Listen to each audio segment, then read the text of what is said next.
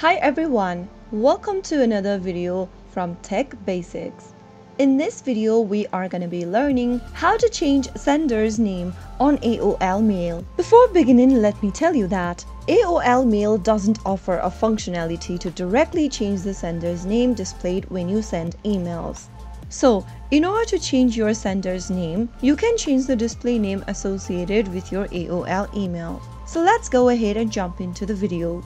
First of all, open up a web browser of your choice and then type in mail.aol.com and search. Doing this will take you to the official website for AOL Mail. Make sure to sign into your account as well.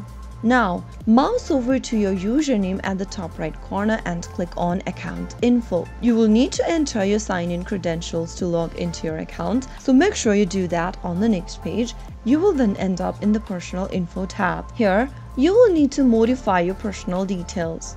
Click the Update Personal Details option and enter a new name under Preferred Name. You can also change and modify your first name and then your last name. Once you do that, click on Save Updates. These changes will now be reflected in the display name when you send emails from your AOL account. That is the only way you will be able to update your display name on all outgoing emails sent from your AOL Mail account.